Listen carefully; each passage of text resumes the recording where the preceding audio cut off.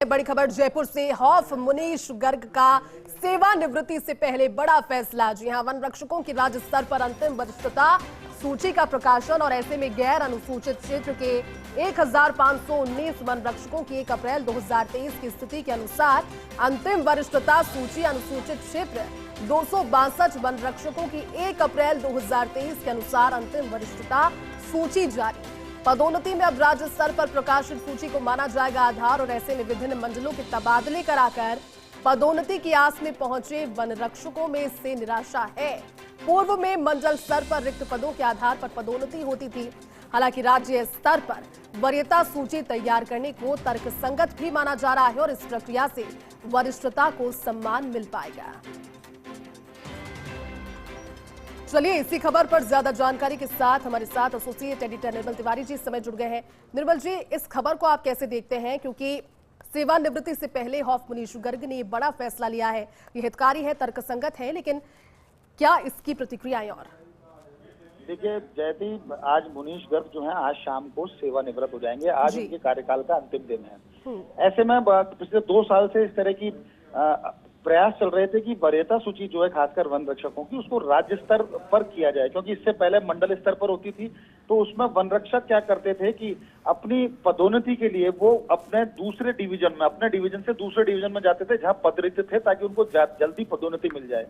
ऐसे में क्या होता था, जो वरिष्ठ जो होते थे, जिनके पास ज्यादा अनुभव होता था, वो कई बार रह जाते थे पदोन्नति से, जबकि अपेक्षाकृत उनसे जो जूनियर थे वो वन मंडल बदलने की वजह से पदोन्नत हो जाते थे। तो अब ये जो आज जो आदेश जारी किया गया, इसमें जो प्रदेश के अंदर 1781 जो कुल वन रक्षक हैं, उनके लिए ये एक ठोस आधार बन जाएगा उनकी पदोन्नति का। और इसमें सिर्फ वरिष्ठता का सम्मान होगा, अनुभव का सम्मान होगा। यानी राज्य स्तर पर वरीयता सूची जारी कर दी गई है, जिसमें नॉन टीएसपी क्षेत्र के 1519 वन रक्षक शामिल हैं और टीएसपी क्षेत्र के 262 वन रक्षक शामिल हैं।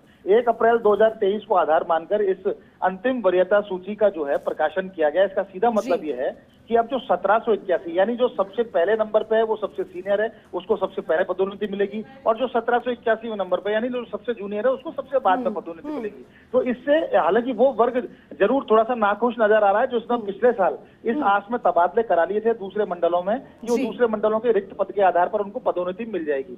देखिए, इससे पहले जो पीसीसीएफ हॉफ जो डीएन पांडे थे मुनीश गर्ग से पहले, उन्होंने भी इस तरह से राज्य स्तरीय करने की कोशिश की थी, लेकिन उसका विरोध हुआ, तो बाद में उन्होंने आदेश वापस ले लिए थे। लेकिन आज चूंकि मुनीश गर्ग ने एक बार फिर से आदेश जारी किए और आज उनके कार्यकाल का अंतिम दिन है, तो ये मान लीजिए कि अब इसमें किसी तरह के बदलाव की कोई संभावना नहीं है और ये राज्यादेश में तब्दील हो गए हैं। इसका सीधा मतलब यह है कि अब वन रक्षकों को सिर्फ और सिर्फ राज्य स्तरीय वरीयता सूची के आधार पर ही उनकी पदोन्नति होगी, यानी कि अनुभव का और वरिष्ठता का पूरा सम्मान होगा। और अब जैसे ही डीपीसी होगी, उसके बाद जितने भी रिक्त पद होंगे वन रक्षकों के, उसमें राज्य स्तरीय सूची के आधार पर ही उनका पदस्थापन और उनकी पदोन्नति होगी। तो निश्चित तौर पर इसका स्वागत व्यापक तौर पर हो रहा है, लेकिन कुछ जो लोग थे जिन्होंने जल्दी पदोन्नति के आस में वन मंडल बदले थे, उनमें जरूर निराशा है। लेकिन ओवरऑल इसको लेकर के सब लोग इस जो निर्णय किया है, इसकी तारीफ ही कर रहे हैं और इसका स्वागत कर रहे हैं। जय। ठीक है निर्मल जी, बहुत शुक्रिया आपका इस पूरी जानकारी के लिए।